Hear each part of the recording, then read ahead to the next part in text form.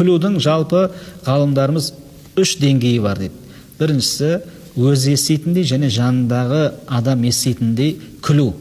Бұл қақаға, яғни дауыстап күлу есептеледі. Екіншісі дихк дейді. Яғни өзі еститіндей, бірақ жанындағы адам естімейтіндей күлу. Бұған дихк деп айтады.